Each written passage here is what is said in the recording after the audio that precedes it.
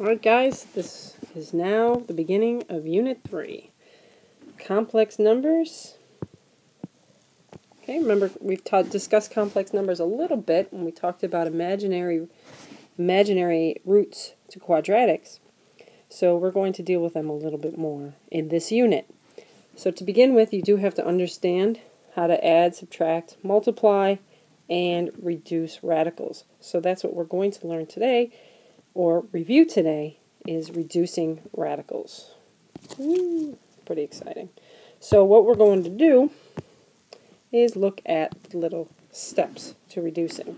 So the first step is to break up the radical into a perfect and leftover. So that means it's going to be broken up into two factors, a perfect square and whatever is, multiplied times that perfect square. So sometimes it's a good idea to write down the perfect squares, the first, 12, 13 perfect squares is a good start. So the first perfect square is 1, but that doesn't really help us reduce anything. So we usually start at 2 times 2, which is 4, 3 times 3, 4 times 4, 5 times 5, 6 times 6, 7 times 7, 8 times 8, shh, don't tell anyone, 8 times 8, 9 times 9, 10 times 10, 11 times 11, and then 12 times 12 is 144, 13 times 13, 169, and so on. That's a good start for us to begin with.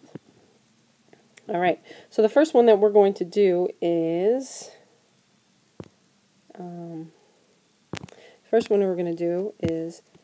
this one, 2 times radical 75. So, and that's exactly how we say it when we do this. It's 2 times radical 75. If you can remember that there's like a little imaginary multiplication symbol there, your life is going to be a lot easier. So the 2 stays out on the outside, and then we put 2 square roots. And we break up 75 into a perfect square. Not perfect square. So we look over here at all of our perfect squares, and we're like, okay, if this were all these numbers were on a number line, where would 75 lie? And 75 would lie between 64 and 81. So then you go in your calculator, and you okay, 75 divided by 64, and you see if it goes in. Then you try 49, then you try 36, and then 25. And you discover that 25 goes evenly into 75. And that's the very first perfect square that does. Okay, so 25 times what is 75? It's 3. Okay, and then you take the square root. Take the square root. And once you take the square root of the perfect square, the radical goes away, and you're done with that radical. So the square root of 25 is 5. And remember, this is multiplication that connects these two, so it's 10 radical 3. Okay, next one. 3 radical 49. You're like, hey, Miss Barris, I'm sitting here, and right above it I see 49. That's right, that's a perfect square. So when you have a perfect square, you can just take it. So the square root of 49 is just 7. So it's not 3 times 49, the square root of 49 is now 3 times 7, which is 21. Done. So then the next one,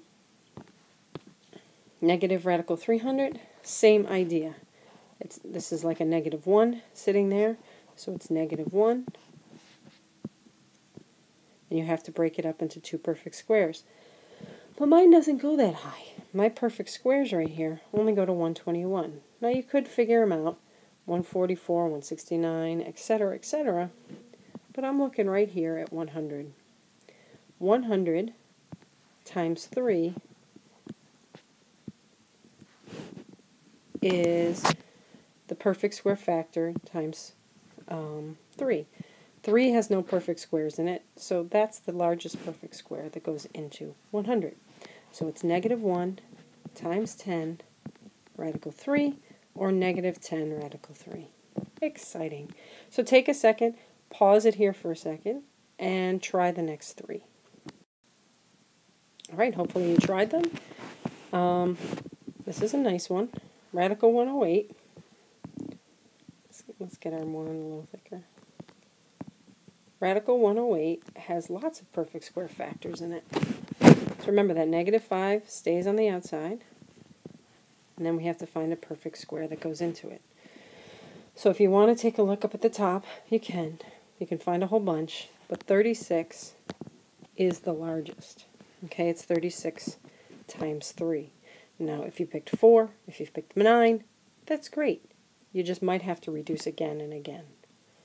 Okay, so the goal is to always find the largest perfect square that divides into it. And then take the square root, which is 6. So it's negative 30, radical 3. All right, this one, same thing. The perfect square, the largest one that goes into it is 16. So it's 3 times 4, radical 3. And please note, the radical is gone here. There's no radical over either one of these two numbers. So we're done with that. Now all we have to do is multiply. And there you go. And then this one here. Oh, Miss Barrows, I remember, because really it's right above. 100 is a perfect square here. So this one is almost done. I don't have to break it up into two perfect squares because the square root of 100 is just 10. So this is simply just negative 220. All right, and then we go to adding and subtracting. Adding and subtracting is like a whole bunch of reducing problems in one. It's like an extra present for you.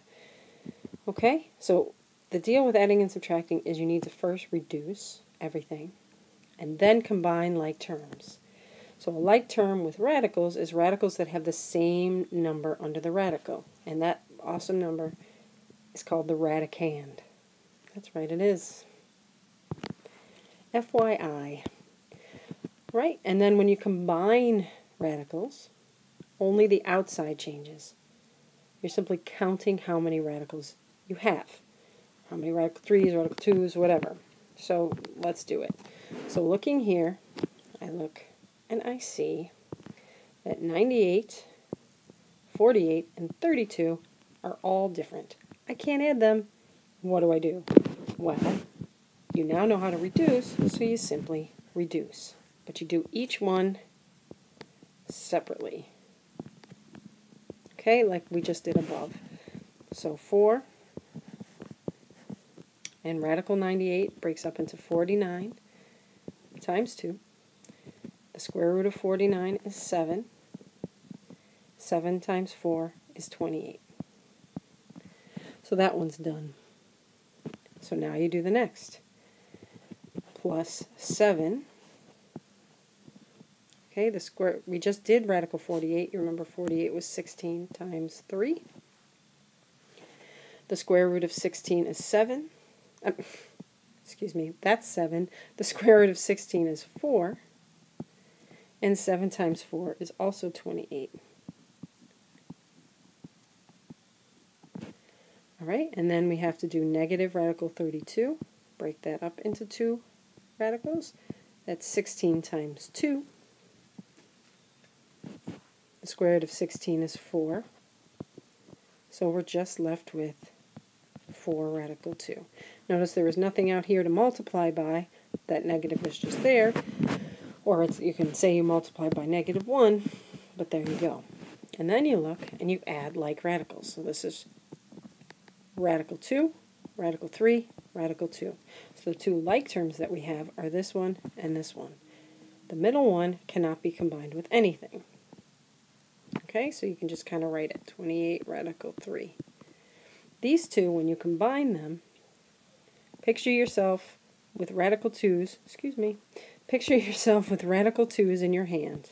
This one has 28 radical 2's. Someone takes away 4 of them, so you are left with 24 radical 2's. Okay, this sign here was positive, so that's why that's positive. So 24 radical 2 is your answer there. Notice I just counted how many radical 2's I had and how many radical 3's I had, and that's it.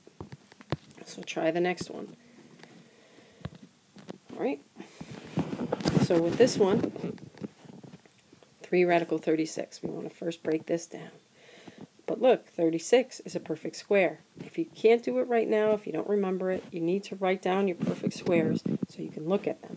Always check to see if that's a perfect square first. Don't try to break it up because you can't. I mean, you can, but it's just a waste of time because that's radical 36. Perfect square. So it's 3 times 6, or 18. Then we go here to this one. 2 radical and radical. So the perfect square that goes into 20 is 4. So it's negative 2 times 2, because that's the square root of 4, radical 5. Okay, and then over here, the last one, fraction. All right, just write the fraction down. It's going to be fine. Break up the radicals here. Radical 45, 9 times 5. 9 is the perfect square. Right, the square root of 9 is 3.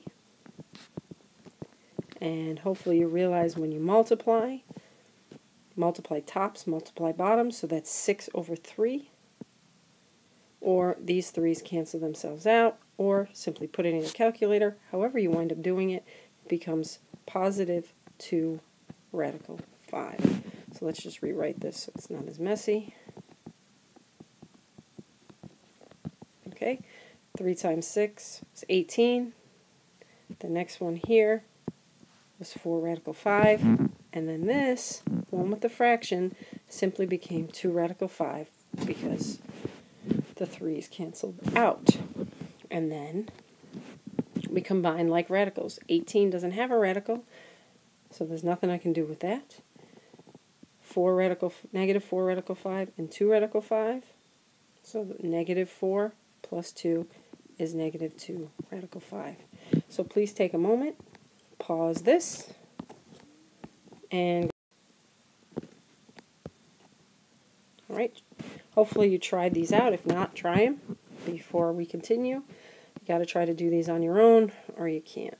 You're never going to really get it good. All right, so to do this, I'm just going to step through it really fast. Okay, 96, the perfect square is 16 times 6. The square root of 16 is 4, so that's 8 radical 6. Then break up 24. 24 is 4 times 6. Square root of 24 is, of 4 is 2, so that's just 2 radical 6. Then we do 54. Break that up. 54 is 9 times 6. So then, okay, so then this is 4. The square root of 9 is 3. Radical 6. Multiply these two together, and it's 12 radical 6. Now it's like we hit a jackpot here. When we look at it, this, and this all have radical 6's, so we simply combine the like terms for the outside numbers. So I have 8 radical 6's, I take away 2, that's 6, and then I add 12, and I get 18 radical 6's. Okay, moving to the next one. Uh-oh, fraction. Oh, all right, here we go. So, 1/2, square root of 64, perfect square. Hope you realized it. The square root of 64 is 8. 1/2 of 8 is 4. And we try this one. Again, put that in your calculator if you're not sure. I wish we had more time to go over fractions, but that's how it is. So the perfect square in 50 is 25, so it's negative 4 times 5 radical 2, so it's negative 20 radical 2. This one here, anytime you take 2 zeros, chances are 100 is the perfect square that goes into it. So the square root of 100 is 10. So that is 70 radical 2. Combine all these. 4 doesn't have any like terms, but this one and this one are like. So negative 20, positive 70, 50 radical 2. Awesome. All right, next we have multiplying. So whenever we multiply radicals, we do almost the opposite of what we did with adding and subtracting. With adding and subtracting, you had to reduce first and then add. But when you multiply first and then reduce. All right, so that's the big difference. When you do that, whenever you multiply, you can only multiply things that are the same. Just like when you multiply x's, you can only multiply x's. Multiply numbers, only numbers, letters, only they have to match. So what you have to do is you have to remember that the things outside the radical, those can be multiplied together, and things inside radicals can be multiplied together. You can't cross over. All right, so the outsides multiply to the outside and the inside to the inside when you put these together. All right, so then we have negative 3 times radical 2 squared. Now this is a monomial, because remember there's no plus or minus signs in between these two terms. This is a complete multiplication problem. So you can square the negative 3, which is 9, square the radical 2, which is radical 4, and then it's just reduce. Now it's 9 times 4, times radical 4, which is 2, or 18. The alternative method is to write it twice. This, when we have this kind of problem, can be a problem, anyway, because this looks like a binomial, and it's not. So remember, this is a monomial times a monomial, outside, outside, inside, inside. So it turns out to be the same thing in the end. 9 times 2 is 18, and we take it from there. Now, this is another multiplication problem. So we multiply this times this. Outsides are 4 and negative 2. Insides are 5 and 5. That goes there. And I multiply this times that. 4 radical 5 times negative 1 is the 4 and the negative 1 are outsiders. So negative 4. And the radical 5 doesn't have anyone to play with, but he still is a part of the team. Okay, so just picture that being like 4x times negative 1. If you multiply that together, it'd be negative 4x. And that's it. All right, then you reduce if you can. The square root of 25 can be reduced. That's just 5. So negative 8 times 5 is negative 40. And this can't be reduced. 5 does not have any perfect square factors, so that's it. Done. Coming over here, same problem. Take a second, pause the video, and see if you can do this one on your own, please. All right, so hopefully you tried it. You multiplied this one times this one. Outsiders, insider. Next one, outsiders. So negative 2, we just did that one. So now this one, negative 2 times negative 6 is a positive 12. Radical 2, radical 8, 16. Reduce if you can. 6, though it's even, it is tempting, does not have a perfect square in it. No perfect square factors. But 16, yeah, you saw that. 16 is a perfect square. Square root of 16 is 4. Remember, once I've taken the square root, the radical goes away. So it's just 12 times 4, or 48. The negative 6 radical 6 we've already done, so there you go. No particular order you have to write this in. It's just done. Now, this is a binomial times a binomial. So you can use our method, same way we did binomials. Let's create our little box. If you want, you can always just double distribute No one has a problem with you doing that. Okay? So if we use the box, we put the first binomial in the box. So radical 3, negative 5, then 2 radical 2, 2. I need to get rid of this. You just got a text. Okay. So now we multiply. So this one times this one. This one doesn't have an outsider, or you can say that it's 1, so it's 2 radical 6. This one here, 2 and negative 5 are the outsiders, and radical 2 just goes along, because it multiplies, so it has to be part of the problem. Then this one, we have 2 times 1, and the radical 3 comes along for the ride, and 2 times negative 5 is negative 10.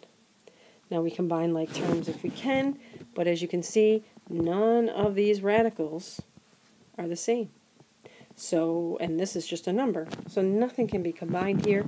So the way we write this is 2 radical 6 minus 10 radical 2. This is positive, plus 2 radical 3 minus 10. If you had it in different orders, or when you do it, it doesn't matter.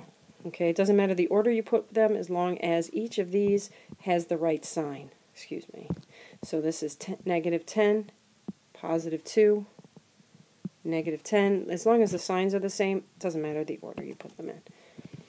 Do this. Alright, so try this one also.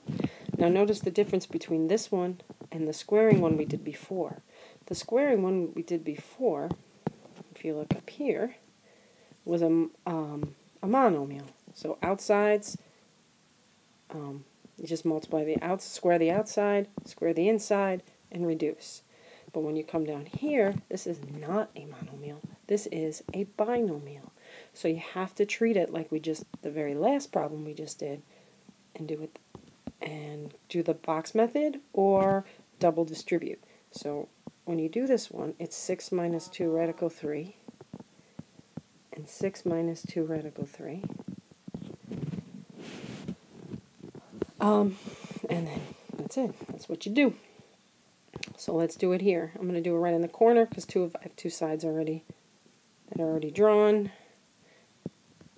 Okay, so we have 6 and negative 2 radical 3. 6, negative 2 radical 3. 6 times 6, 36. Outsider, outsider, negative 12 radical 3. Outsider, outsider, negative 12 radical 3. This one times this one now. Outsider, negative 2 is positive 4. And 2 radical 3s is a radical 9. Okay, so we just put these together. 36. These two are the same. So negative 12 plus negative 12 is negative 24 radical 3. And this one right here, we actually have to reduce.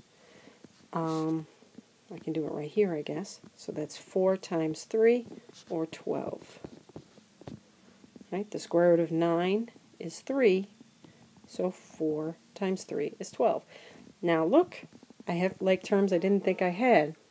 36 and 12 is 48, minus 24 radical 3. Alrighty, then take a second, see if you can do the next one on your own. Alright, here we go. So you can do that box method also, double distribute, whatever is up to you, it's fine. I'm just going to stick with this method because that's the one we've been using. Radical 3, negative 5, radical 3, positive 5.